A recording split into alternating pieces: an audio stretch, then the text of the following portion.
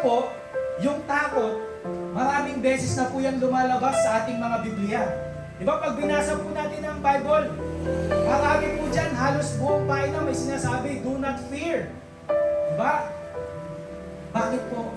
Kasi nire-remind po tayo ni Lord na huwag tayong mangamba, huwag tayong matakot. Umuulan, bumabagyo, sino ba yung gumawa niyan?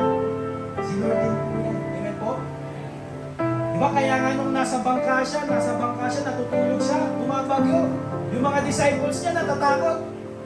Anong kinakatakot niya? Kasama niya na yung Diyos, diba? So sa isang salita niya lang, nawala yung bagyo. So huwag po tayo matakot kahit anong bagyo yung dumating sa buhay natin. Basta kasama natin si Lord. So kung last week po, ano po yung title ng message ni Pastor Eugene? Sino nakakaalala? May 5K po yung makakasagot. Pero yung 5K, ano pa po yun, sa 2019. Sino po yung... Naligurado. Baka, di ko alam kung boy mo na, diba? So, sino po nakakaalala ng word ni Pastor Eugene last week? Yan. Ang topic po ni Pastor Eugene is, kamatayan. Good, ano po, para naman natin si Tita Lynn. Ayan. May 5K na siya sa 2019. Ayan po. So, kamatayan. Sabi po doon sa message ni Pastor Eugene, paano po natin haharapin ang kamatayan na wala na pong takot? So, ito po yung pangalawang linggo na si Sister Abby po, kasama na po si Lord. Amen po? Amen. So, ngayon po, di ba? Napakagandang tanong niyan, lalo na sa atin na tumatagal na sa mundong ito, di ba, na dapat harapin natin ang buhay ng walang takot. Amen po? Kasi kapag tayo po yung nasa Panginoon, ano man po yung pinagdaraanan natin, sino po dito yung may pinagdaraanan sa kanilang katawan o kalusugan? Meron po, di ba? Si tatay, di ba? Kalusugan, pangangatawan. Sino po dito yung may dinadamdam sa kanilang pamilya, sa kanilang anak, mag-anak? Di ba? May mga di pagkakaintindihan. Sino po dito yung mga may bigat sa kanilang puso, lalo na sa bulsa, walang bigat. Walang laman eh. Di ba? Butas eh, yung bulsa. Sino may dinadamdam sa kanilang pinansyal? Pero higit sa lahat po, ang pinakaunahin po natin ang ating spiritual. Kasi pag ang espiritu po natin, busog po siya, di ba? Lahat po yan, magiging effect po niyan is maganda. Kasi kahit kumain ka ng kumain, pag yung espiritu natin gutom, parang may kakulangan pa din sa buhay natin. Amen po? So ngayon po, di ba, ang pinaka-uusapan po natin, di ba, how to face death without fear. Last week po yun. Kung last week tinanggal ni Pastor Eugene yung takot nyo, ibalik po natin. Diba? Ibalik natin yung takot. Pero ito po, pag-uusapan natin. May kinakatakutan pa po ba kayo after nyo marinig yung mensahe ni Pastor Eugene? Diba kasi after po ng last week message, nagtanong po ako, si Nanay Ningning, ano po yung kinakatakutan nyo after nun? Wala na. Pero sabi niya meron eh. Yung pag nahuli ako nagbarahan, nakakatakot. Ang sabi po ang tawag po dyan, ibig sabihin po meron ng conviction, gumagalaw na po yung Santong Espiritu. Bakit ibig sabihin po, tayo po ay takot na magkasala. Hindi po para sa atin yan, kundi para sa ating Diyos. Kasi ang Panginoon po natin, banal po siya. Holy po siya. So we need to be holy din. Kailangan natin itama yung mga maling nagagawa po natin. Amen po? Amen. So kung takot na sa kasalanan, may takot pa bang sa kamatayan dito? Kasi alam natin, mabubuhay naman po tayo muli. Sino po dito yung takot sa karayom, sa injection? Ayun. Diba? Sino po dito yung takot sa sakit?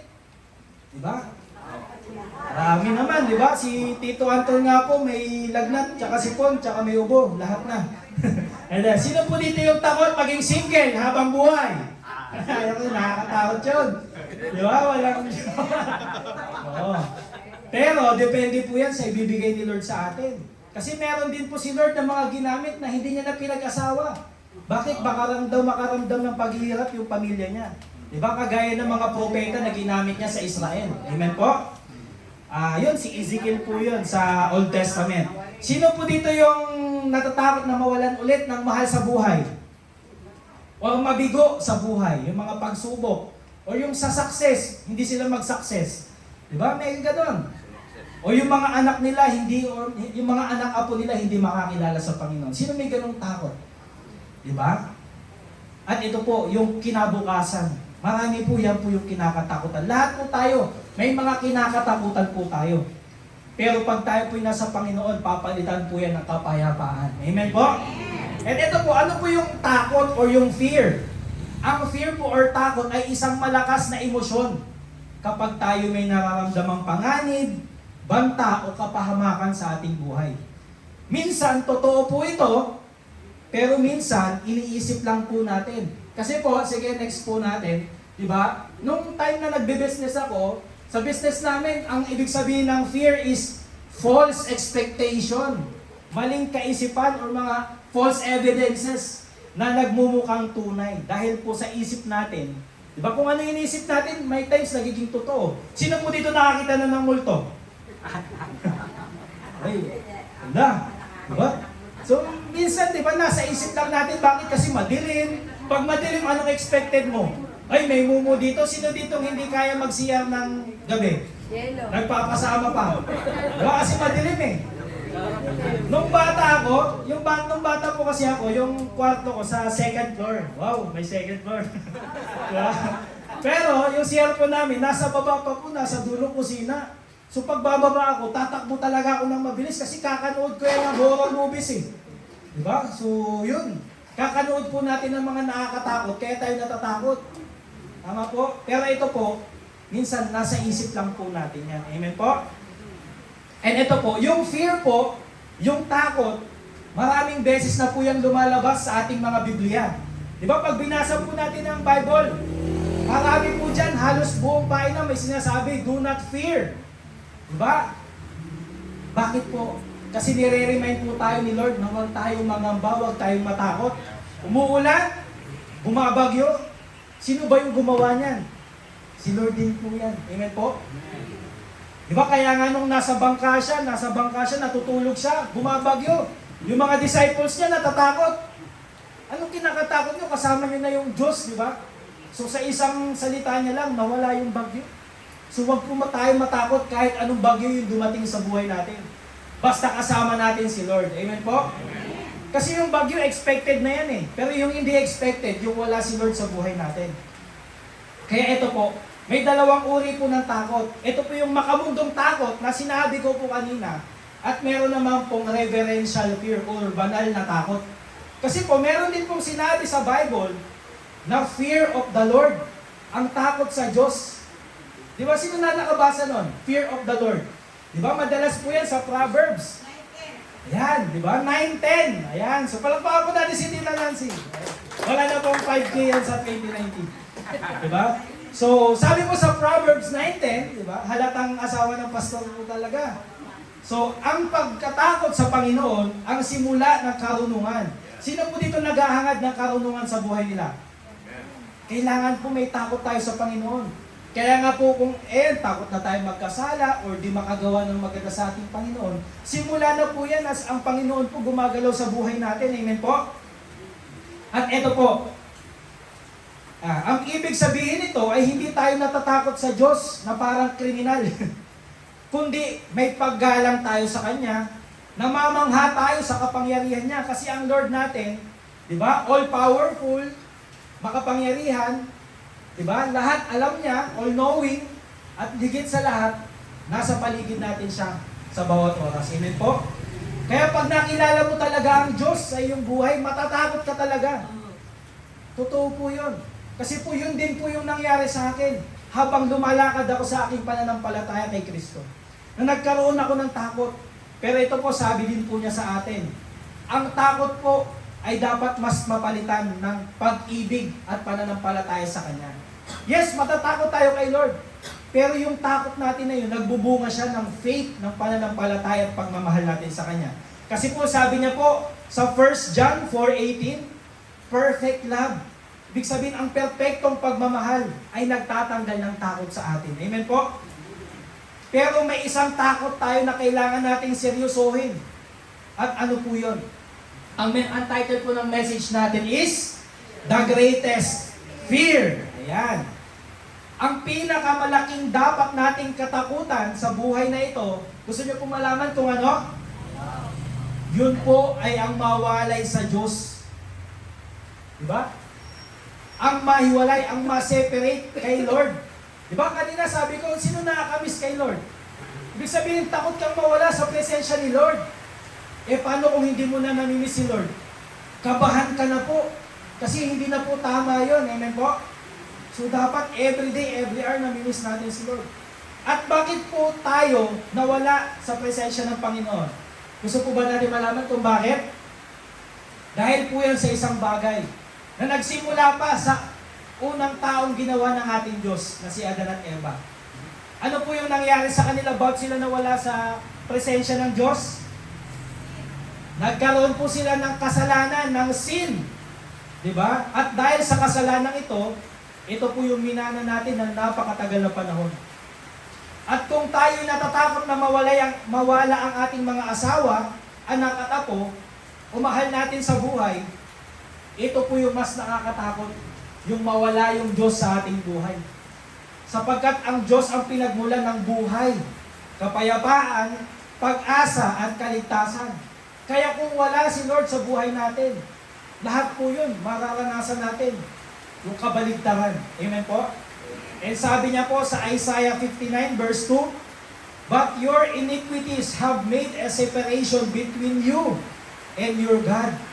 Hindi po si Lord ang lumayo sa atin. Dahil sa kasalanan natin, naihiwalay ang mga tao sa Diyos. Pinapatigas po ng kasalanan ang puso natin. Tama po? Every time na nakagawa tayo ng kasalanan, yung puso po natin tumitigas. Kaya nga po, pag tayo nagkakasala, ano po sabi ni Lord? Mag-repent po tayo. Humingi po tayo ng kapatawaran sa lahat ng ating kasalanan. Amen po? Kasi po, pag sinabi po natin ang ating mga kasalanan sa Kanya, ang Diyos po natin ay bukas upang patawarin tayo. Amen po? Ito po, kasalanan ang naghiwalay sa tao at sa Diyos. Kapag wala ang Diyos sa buhay natin, nawawala ang tunay na kapayapaan. Sino po dito yung gusto ng peace of mind o ng kapayapaan? Diba? Pag walang peace of mind, hanapin mo lang si Lord. Kasi siya po yung Prince of Peace, our Jehovah Shalom. Amen po? At ito po. Alam niyo po ba, nasa buhay natin, kapag wala ang Diyos, pag wala ang presensya niya sa buhay natin, para na po tayong nasa impyerno. Kahit nasa lupa pa lang tayo. Bakit? Ang impyerno po, yun po yung lugar na wala ang presensya ng Diyos. Sakop po ng Panginoon natin ang impyerno ha. Pero yung presensya niya, hindi mo na mararamdaman doon.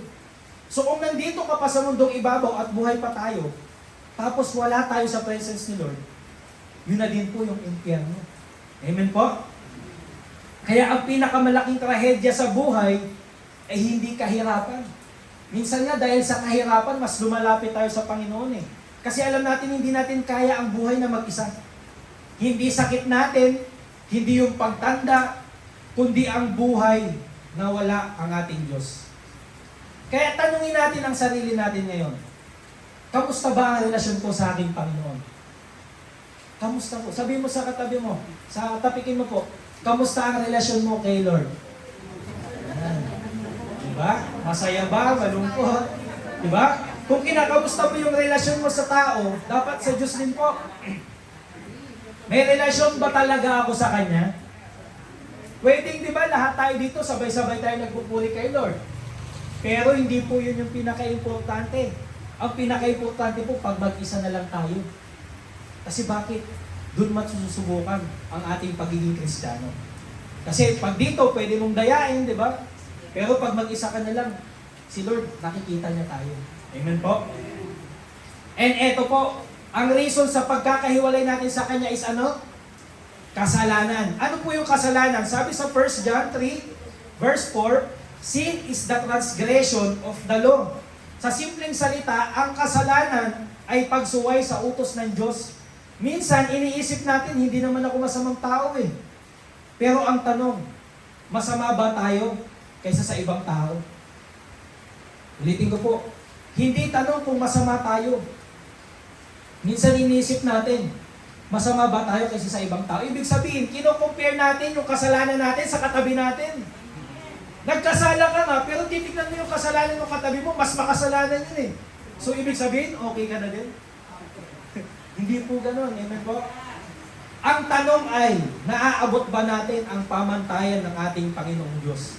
Sabi niya po sa Romans 3 verse 23, "For all have sinned, and we all fall short of God's glorious standard."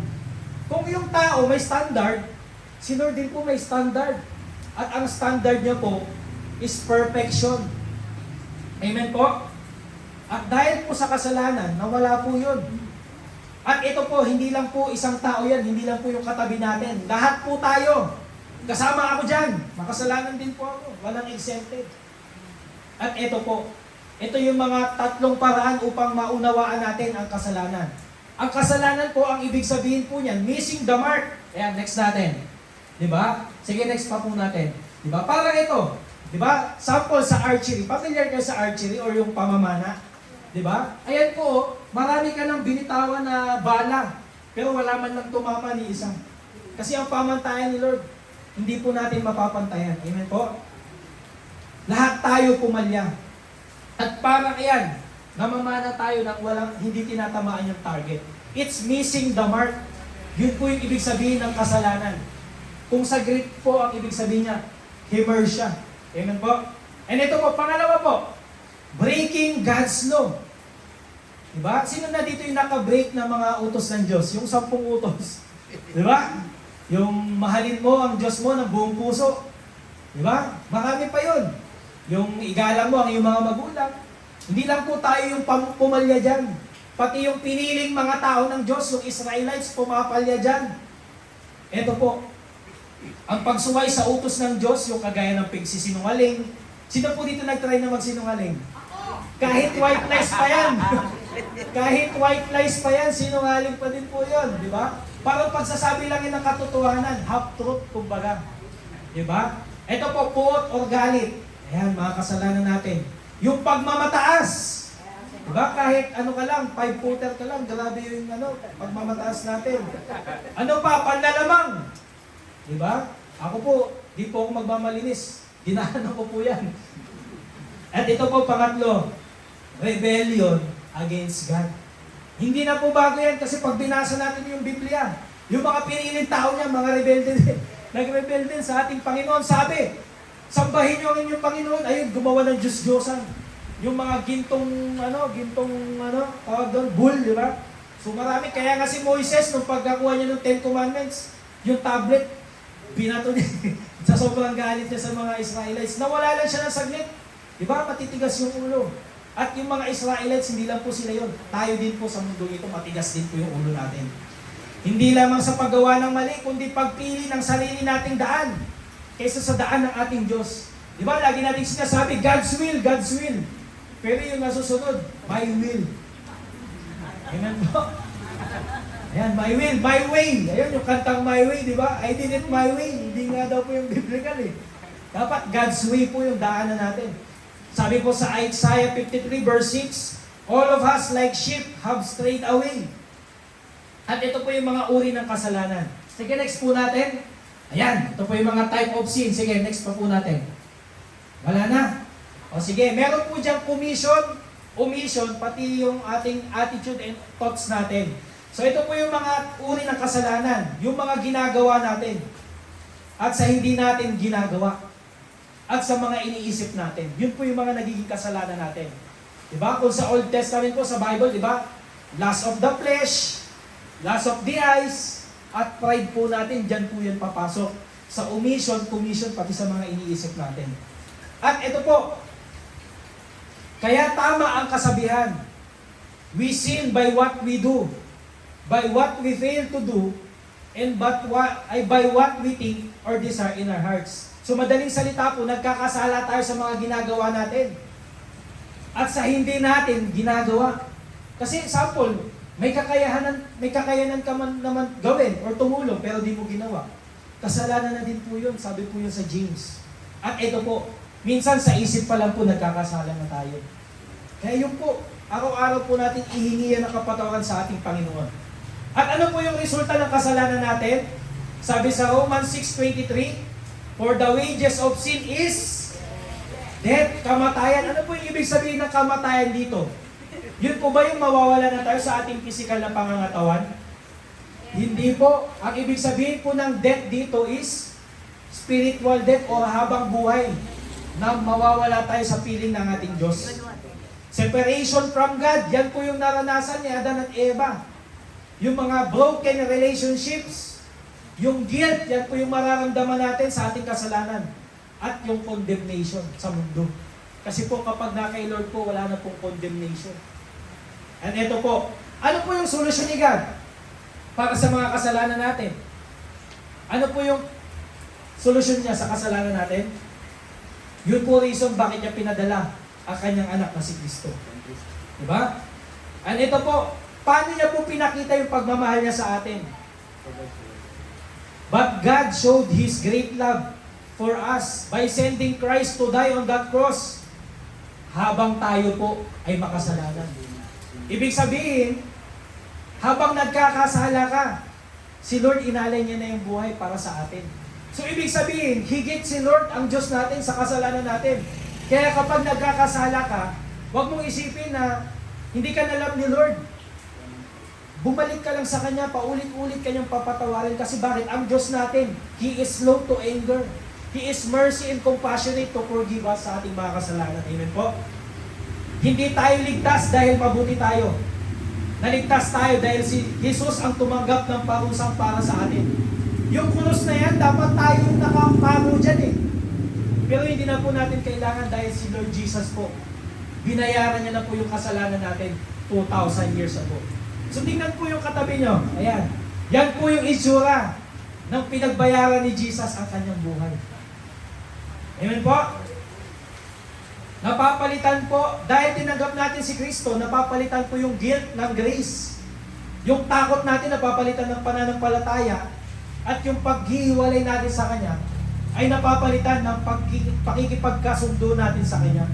We are redeemed by God.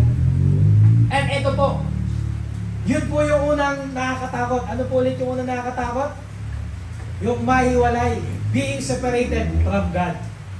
Ma-imagine ko pa lang po, ako talaga natatakot na ako. And ito po yung pangalawa.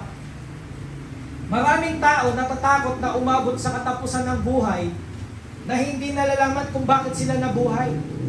Nung nag-preach po dito si Pastor, ay nung nagsalita dito si Pastor Reggie last time, nung lamay ni Ate Abby, sabi niya, may dalawang importanteng bagay or panahon or oras sa buhay natin. Yung una, nung time na pinanganak tayo. At yung pangalawa, kailan? Ha? Namatay? Hindi po. Ang pangalawang importanteng moment sa buhay natin ay malaman natin yung purpose, bakit niya tayo ginawa. Sabihin mo nga sa katabi mo ulit po, tapikin mo po, bakit ka ba ginawa ni Lord? Di ba? Anong reason? Di ba? Kasi marami pong tao sa edad nila na ganyan. Di ba sa edad po ninyo? Alam na po ba natin ang reason bakit tayo ginawa ni Lord? Di ba mahirap po yun? 80 na tayo, di ba? Di pa natin alam bakit tayo ginawa ni Lord. So ngayon pa lang po, di ba malaman na natin bakit tayo ginawa ni Lord? Ito po ang mga reason bakit po tayo ginawa ni Lord. Sige, next po natin. Ito po, number 1, God created mankind for His glory. Ibig sabihin po, kinreate tayo para i-glorify siya. Ano po yung pangalawa? Si Lord kinreate niya po tayo to have fellowship para makasama natin siya. Kaya lang, dahil ulit sa kasalanan, nawala ulit, di ba? At ito po pangatlo, God created us in His image. Kaya nga po yung mga katabi natin, magaganda at pogi po yan. Kasi po tayo nilikha sa kawanis ng ating Panginoong Diyos. And ito po, pang-apat, bakit tayo ginawa ni Lord? To serve His purpose. Para pangalagaan ang kanyang mga nilikha. Amen po? At ito po, pang-5, God created us to accomplish His purpose. ipalagana po natin ang kabutihan at ang kanyang salita sa mundo nito. Sa madaling salita po, kiniit po tayo ni Lord to know Him, para makilala natin siya, para mahalin siya, i-glorify siya, at i-represent siya dito sa mundong ibabaw.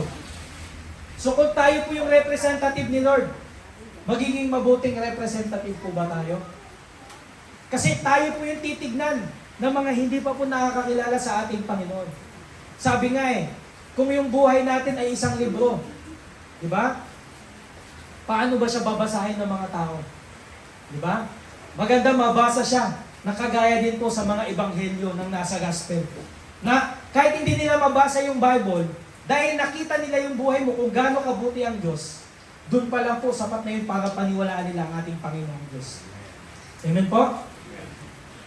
Kaya ang mission po natin, sabihin ko nga po sa katabi nyo, may mission ka! Grabe, umattend lang ako ng Malino Church, may mission na ako. Ano po yung mission natin? Gusto po natin malaman? Ang mission po natin is to know God and make Him known. Ang makilala po natin ang Panginoon at ipakilala siya sa mga hindi pa nakakakilala sa Kanya. Marami dito siguro sa Malino kilala na si Jesus. Pero maraming tao walang tamang relasyon kay Jesus. Ito po yung nakakalungkot. Sa Pilipinas po, tinitake for granted po natin yung mga gantong pagtitipon. I-try mo po sa China, sa Afghanistan, sa mga Arab countries. Hindi po natin ito magagawa. Pinipersecute po yung mga Kristiyano. So kahit yung bubong natin may tulo, nakatent tayo, ang lamig nga po naka-aircon tayo dapat may jacket ako, di ko na sinuot Pero alam mo po si Lord, siya po yung magpo-provide ng mga pangangailangan natin. At kung ano po yung nandyan, maging steward po tayo gaya ng sinabi niya sa ating salita. Diba? Parang ito po yung bahay ni na Mami. Na-serve niya po yung purpose niya. Kasi itong mga ito, isang sunog lang yan, wash out yan. Pero sabi nga dumaan man ng bagyo, kung ang pundasyon natin na kay Kristo, kagaya nung sabi ni Kuya Benson, kung ang pundasyon mo, ang bato mo, ay si Kristo, hindi yan mawawala. Amen po? At ito po, hindi pa tapos ang ating misyon. Diba? Imagine tatay, ilang taon na po kayo? 82. Sino po yung mas higher pa sa 82? Once, twice, twice. Si Mami, ano yung taon si nanay? 86. Grabe, hindi po alam nanay, parang 85 lang. Sino pa po? Meron pa po ba? Ayan. 86 din po. 86 din, grabe. Wala pa pong line of 9. Yung mga grades nila. Ako 80 pa lang. 80 pa lang. Ayan. Sino po yung line of 7 yung ano nila, edad? Ayan. 17. Siguro yung grades nyo po dati, hindi naman po line of 7, no? Ito po. Line of 6. Yan. Hindi halata. Line of 5. Ay, grabe. Nahihiya magtaas yung nalalaman yung lead niya ng edad. Line of 4. Line of 3. Ay, confident Bilis Line of 2. Yung iba dyan, ilang ano na lang, line of 3 na. Line of 1. Ibig sabihin po, ano man po yung edad natin, bakit hindi pa tayo kinukuha ni Lord? May rason po yan. Sino po dito gusto na kunin ni Lord? Ay, lahat. Diba? Lahat tayo gusto doon punta, pero syempre, may tatapusin muna. Pero ito pa, dagdagan ko yung takot. Alam niyo po yung rapture? Paano kung nag-rapture, yun yung nakakatakot, lahat umangat, tapos naiwan ka lang Right, nakakatakot yun. Sana yung mga kasama ko na wala. Sumama na kay Lord sa first heaven, sa langit. Ako dito pa mag-isa. Imagine ako yung nagpipreach, tapos ako yung naiwan. Nakakatakot talaga yun. Di ba po? Ako yung nagsishare ng word of God, tapos naiwan ako. Yun po yung nakakatakot. Yung rapture po, yun po yung sa Revelation, sa end times po yan. Na lahat po tayo makakasama natin si Lord sa air. Mimimit daw natin siya. Siguro baka si Ate Abby, mamit natin doon. Amen po? So, ito. Kaya yan, alam mo, ito po, sabi ko nga po, yung unang takot natin, yung ma-separate kay Lord, nakakatakot talaga yan. Yung pangalawa, yung hindi natin yung malaman yung purpose bago tayo kunin, nakakatakot po talaga yan. Yung pangatlo, ayun talaga, di natin alam kung kailan yun, pero nakakatakot din po yun. Pero ito po, kung tayo mahal natin si Lord, lahat po ng takot na yan, mapapalitan po yan ng pagmamahal natin sa Kanya. Mapapalitan po yung mga duda natin, yung takot natin, iniisip natin. Lahat po yan mapapalitan ng kapanatagan at kapayapaan. Amen po? Sino po dito yung hiling nila kapayapaan? Alam mo po, ang gulo-gulo na po ng mundo. May giyera, sa pamilya, lahat. Pero ito po, huwag po tayong matakot. Kasi ang Diyos po natin, alam niya po lahat ng bagay. Kaya ito po, bago tayo magtapos, mga kapatid, mga nanay, mga tatay, marami tayong kinatatakutan sa buhay, gaya ng sakit, pagkawala, kamatayan. Ngunit dapat natin katakutan ang mawalay sa Diyos. Ngunit salamat kay Lord, hindi nagtapos ang kwento sa kasalanan. Dahil may solusyon ang Diyos sa pangalan ng ating Hesukristo. Amen po? Kung may problema, ito po, kung may problema, sino dito may problema? Yan. Kung may problema ka, may promise din po yung Panginoon, may pangako din po siya. Kaya every time na namumroblema ka sa pera, sa spiritual, sa pamilya, basahin po natin ang Bible kasi lahat po yan may pangako po siya. Parang sa pamilya, kung ikaw may problema sa pamilya, sabi po sa Bible, kapag ikaw ay nagsilbi sa Panginoon, buong pamilya mo maliligtas. Kaya yun po, din po tayo dapat matakot, yan po yung pangako niya sa atin. Si Lord po, kung may problema ka sa financial, sa yung Jehovah Jireh natin, our provider. Kailan po ba nagkulang si Lord sa atin? Never po siyang nagkulang. Amen po? And ito po, habang tayo ay may buhay pa, ito po yung kailangan natin gawin. Lumapit tayo sa Diyos. Magtiwala tayo kay Jesus. Mamuhay tayo ng may banal na pagkatakot sa Panginoon. At sa huli, tuparin natin ang layunin kung bakit tayo nilikha. Amen po? So magdala po tayo, pakilala po natin yung mga si Lord po sa ating mga kaibigan, kamag-anak po. And eto po, dahil ang tunay na kaligtasan ay hindi lamang ang mawala ang takot sa kamatayan, kundi ang makasama natin ang Diyos magpakailanman. Yun lang po, maraming salamat. Maraming salamat, Brother Terence. Napakaganda po ng message, ano? Sobrang relevant, no? Sa panahon natin ngayon, sa buhay ng bawat isa. Pwedeng palakpakan ulit natin si Brother Terence. The greatest fear, no? Kung tatanungin po kayo ngayon, no? Ano po ba yung kinatatakutan po ninyo sa ngayon? Halimbawa lang, no? Bigla kayong tanungin, ano po yung mga kinakatakutan yung bagay, no? Sige po, volunteer, kahit ano po? Ako hindi po ako nakakagat kasama ko. Amen. Amen. Napakaganda po. Maganda po yun, maganda po. Pero meron po dito sa atin na nakakaramdam pa rin ng takot. At normal po yan, no? Bilang isang tao. So kung tatanungin po kayo, no? Ano po yung mga bagay na kinakatakutan po ninyo? Sa ngayon, sa ngayon. Sige po, yung may mga kinakatakutan po. Sige po, kahit ano, Sis Lynn. Oo, nakakatakot yun, no? Mamawalay ka sa pamilya or may mawala sa mahal mo sa buhay, di ba?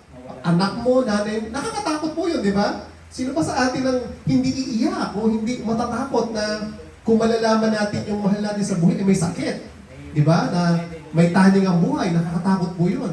Ano pa? Ano pa yung mga kinatatakutan po natin sa panahon po natin ngayon? Sige po, yung naiisip po ninyo. Sige po, wala naman pong maling sagot dito. Yung naiisip po ninyo. Magutom, yes.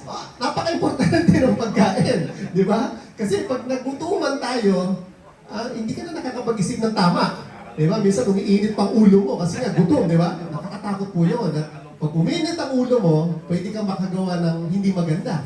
Kasi nga, mainit ang ulo mo. Pwede, pwede. Ano ba? Ano pa po yung mga kinatatakutan po natin, tatay?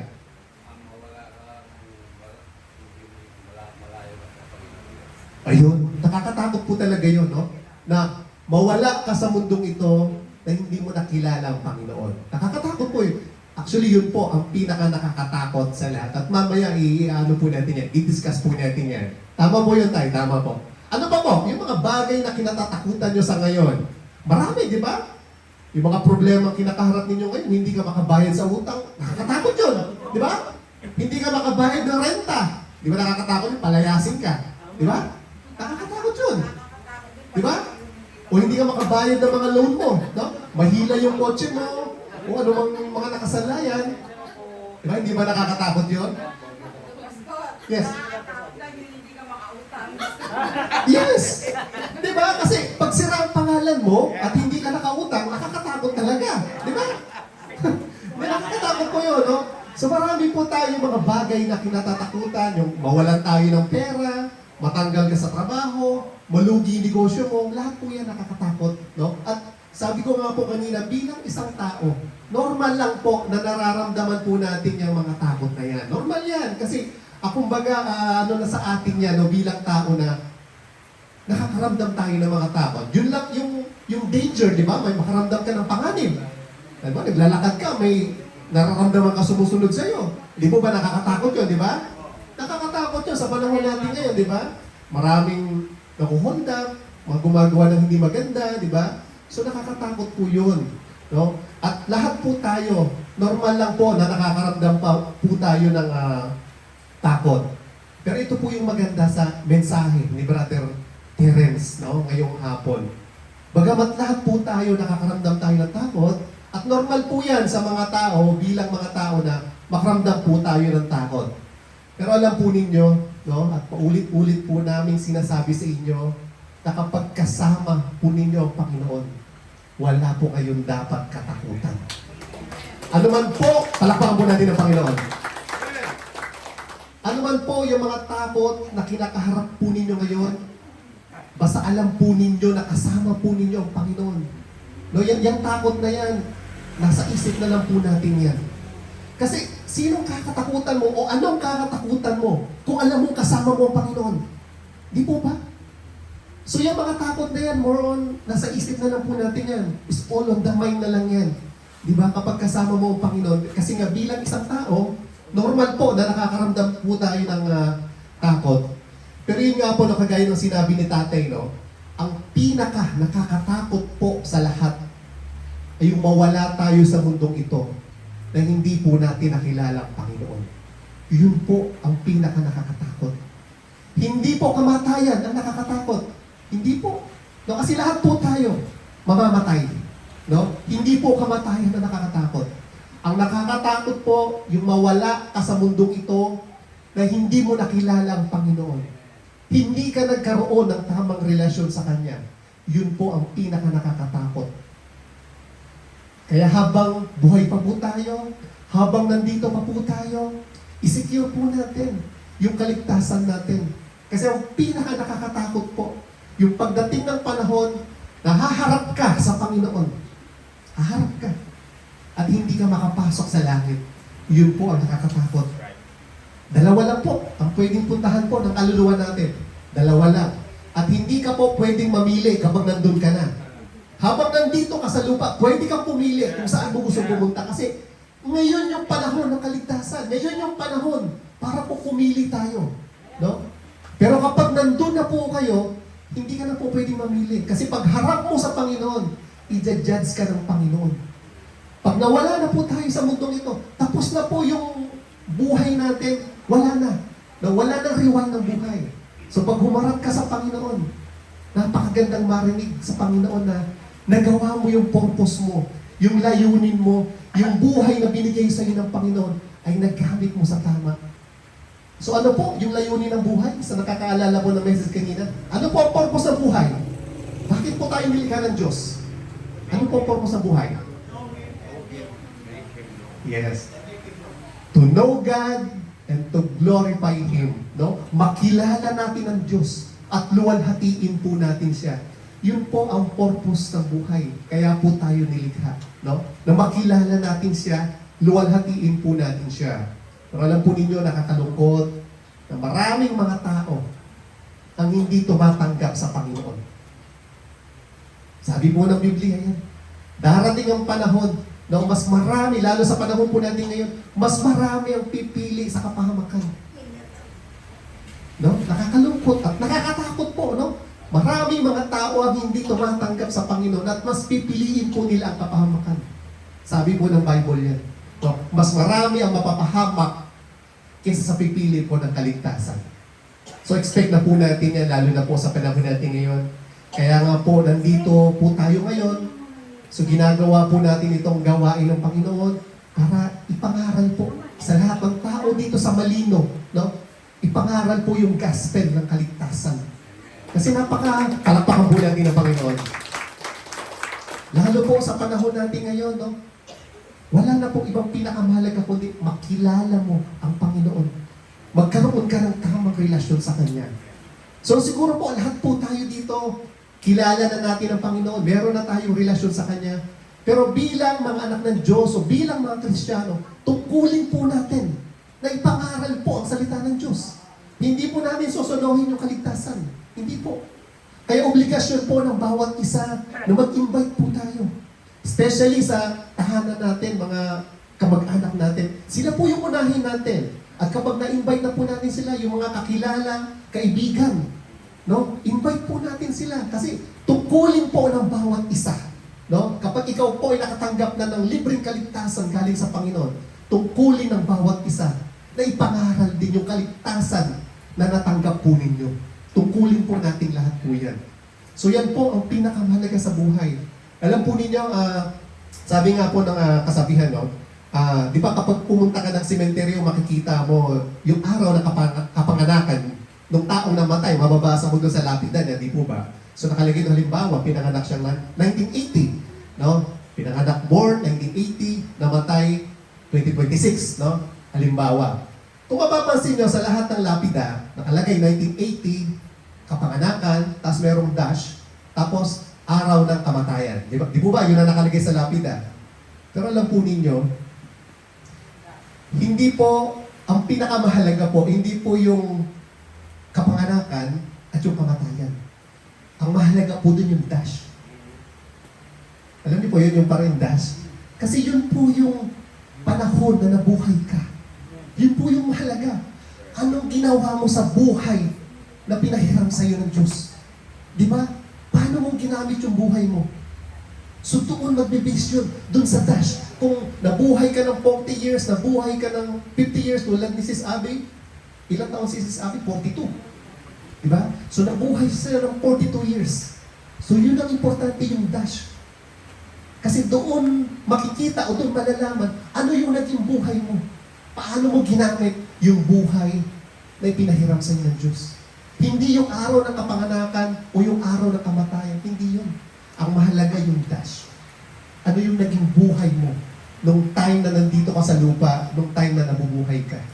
Di ba? Paano mo ginamit yung buhay na binigay sa iyo ng Panginoon? Yun po ang mahalaga. No? Kaya nga po, sabi na sa message kanina, no?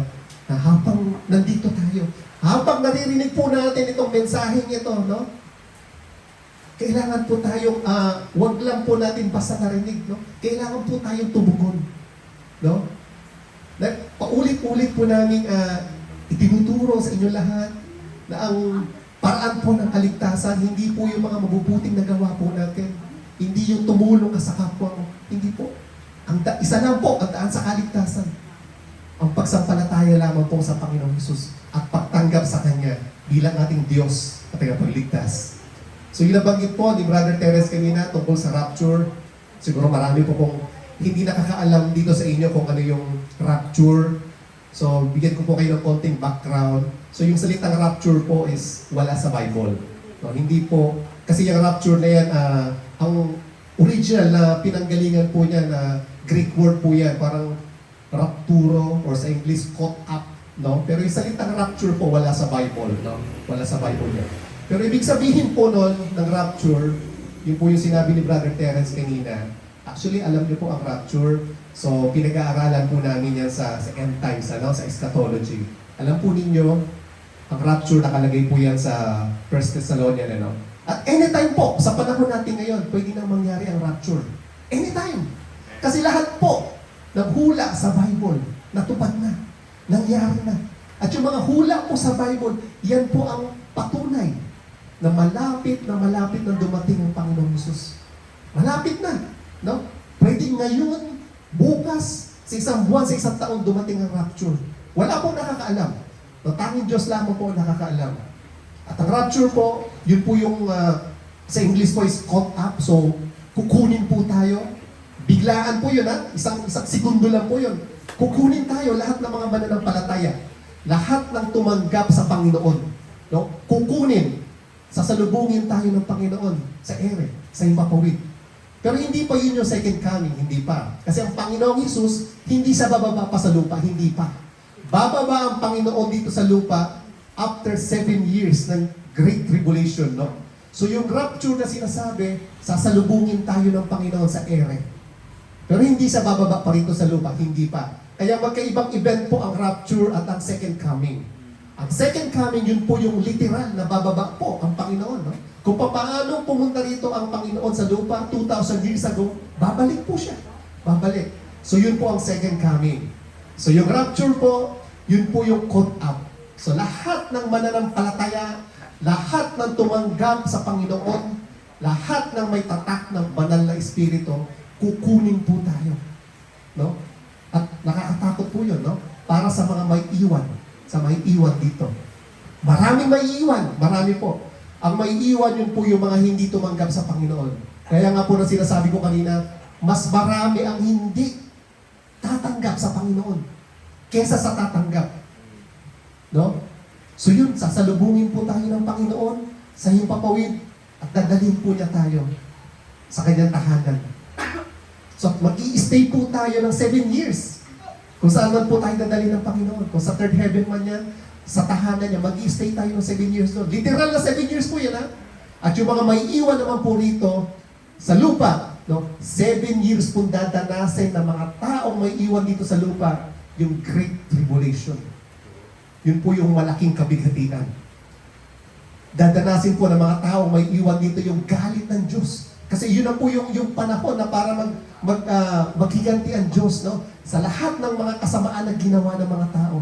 So kaya dadanasin po nila yung galit ng Diyos. Yun po yung sinasabing 7 trumpets, no? Pero medyo malalim po yun. Hindi nyo pa po maintindihan sa ngayon yun. Pero yun po yun. At maliban po sa galit ng Diyos, dadanasin din ng mga taong may iwan dito yung galit ng Antichrist. Kasi sa panahon po na yun, wala na po mga Christian, wala na kasi yung mga totoong Christian, wala na. Kinuha na ng Panginoon.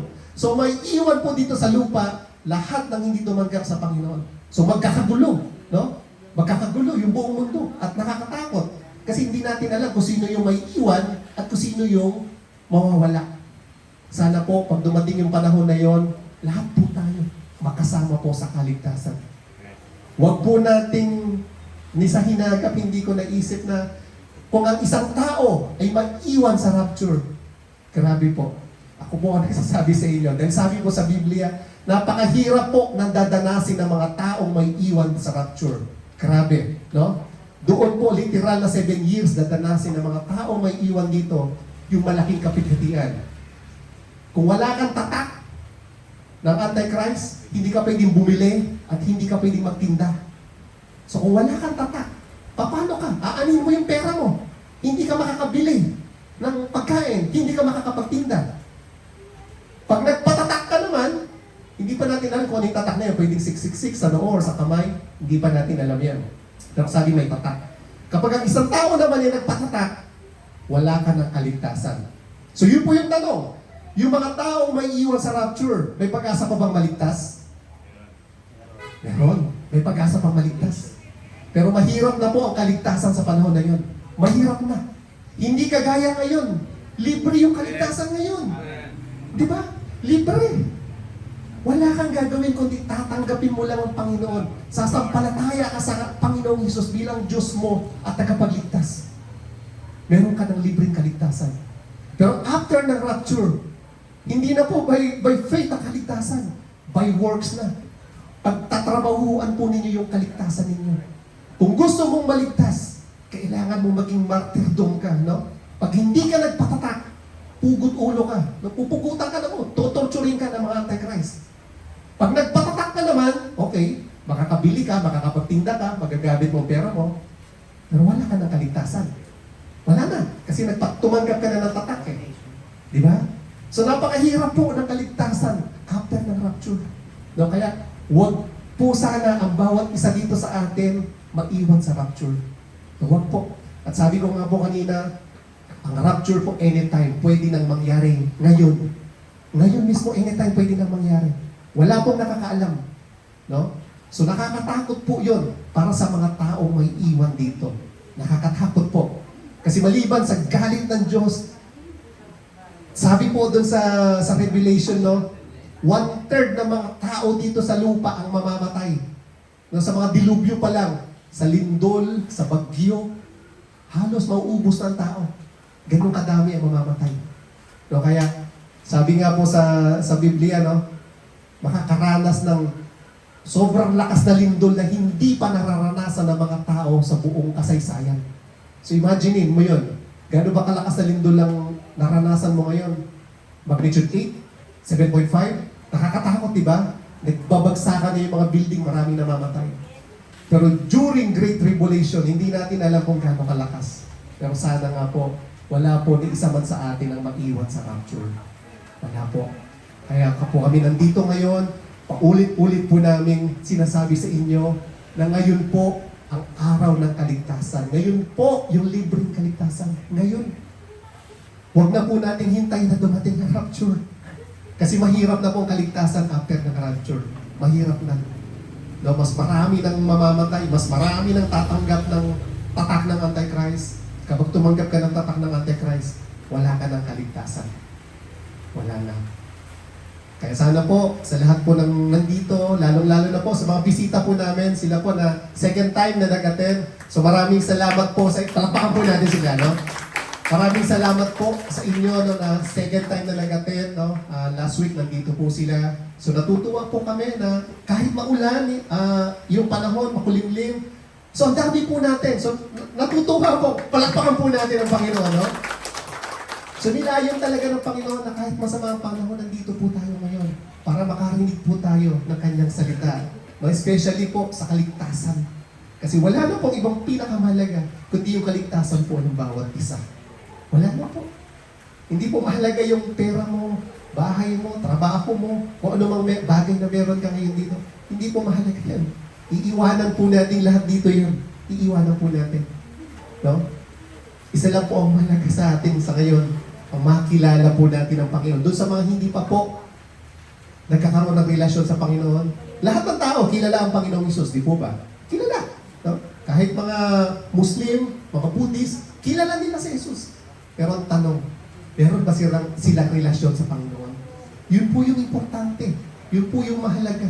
Na hindi lang natin kilala ang Panginoon, kundi magkaroon tayo ng tamang relasyon sa Panginoon. At hindi po relihiyon, ang mahalaga. O hindi po religion ang daan sa kaligtasan. Hindi po. Hindi ko mo Christian ka, hindi ko mo Muslim ka, o Buddhist ka, iligtas ka na. Hindi rin po. No? Wala po makakapagsabi sa atin sa ngayon. Pero kayo po, mararamdaman po ninyo yan. Pwede po ninyo siguraduhin yung kaligtasan nyo ngayon. Pwede po. No? Pero sa mga ibang tao po na nakakakilala sa inyo, wala po makakapagsabi kung sino po ang maliligtas o hindi. No? Pero ang Panginoon po, siya lang po nakakaalam. At kayo po mismo, pwede po ninyong malaman, pwede po ninyong siguraduhin yung kaligtasan nyo ngayon po mismo. Ngayon. Kaya po ulit-ulit po namin itinuturo sa inyo, no, na ang kaligtasan po ay ngayon. Hindi po bukas ang kaligtasan, ngayon po. Kung naririnig po ninyo ang mensaheng ito, tinatawag po ulit kayo ng Panginoon. Na tumugon po sa kanyang panawagan, na kumilala sa Panginoong Hesus, tanggapin siya bilang ating Diyos at tagapagligtas. So yun po, ang daan sa kaligtasan. Ang Panginoong Hesus lamang po. Hindi po mga relihiyon, hindi po yung mga mabubuting ginawa po natin, hindi po. Kasi yung mga mabubuting ginagawa po natin, bunga po yan ng tunay na kaligtasan. Kapag kayo po ay totoong ligtas na at nananahan na po sa inyo ang banal na Espiritu ng Diyos, automatic po yan. Magbubunga po yan. Unang-una pong bunga dyan is yung love. No? Yung 9 fruit of Holy Spirit, love po ang nangunguna dyan. No? Love, joy, patient, no? Yun po yung bunga ng banal na Espiritu kapag nasa loob na po ninyo ang banal na Espiritu. At matatanggap lang po natin ang banal na Espiritu ng Diyos yung oras na ipanganak kang muli sa Espiritu Santo. Dalawa po ang kapanganakan ng tao. Dalawa po. Una, yung literal na kapanganakan, kung kailan po ang birthday ninyo. No? At ang pangalawang kapanganakan po, yun po yung panahon na tinanggap po natin ng Panginoong Hesus sa buhay po natin. At yun po ang mahalaga. Yung pangalawang kapanganakan po natin. Yung pagkapanganak po natin sa banal na Espiritu. Kasi lahat po ng tao, dahil nga po, sabi ni Brother Terence kanina, nahiwalay po tayo sa Diyos. Dahil po sa kasalanan. No? Dahil pa yan sa mga unang magulang po natin. Suminana po natin yung kasalanan. Kaya po tayo hiwalay sa Diyos. Mababalik lang po yung connection po natin sa Diyos. No? Sa oras na tanggapin po ninyo ang Panginoon bilang inyong Diyos at tagapagligtas. Doon pa lang po mababalik yung connection natin sa Panginoon. Pero sa mga hindi pa po tumatanggap sa Panginoon, nakahiwalay pa rin po kayo. Patay po kayo spiritually. So mabubuhay lang po yan, yung espiritu na yan, sa oras na tanggapin po ninyo ang Panginoong Hesus bilang inyong Diyos at tagapagligtas. So yun po, sana po marami po kayo natutunan sa message po natin ngayong hapon.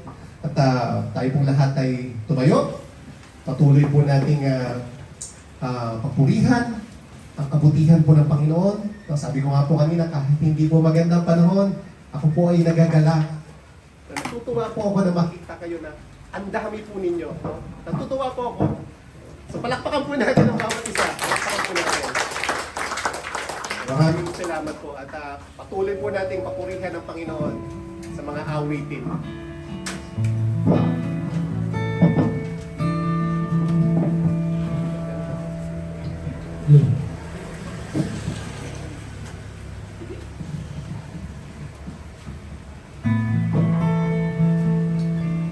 Thank you, Lord. Thank you, Jesus.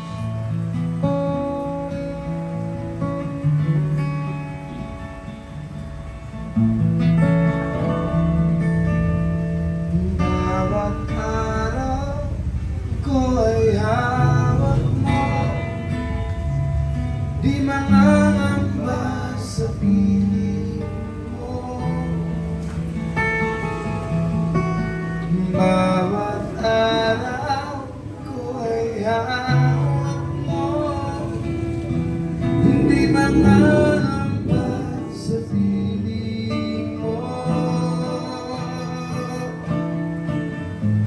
Walang mahirap sa'yo.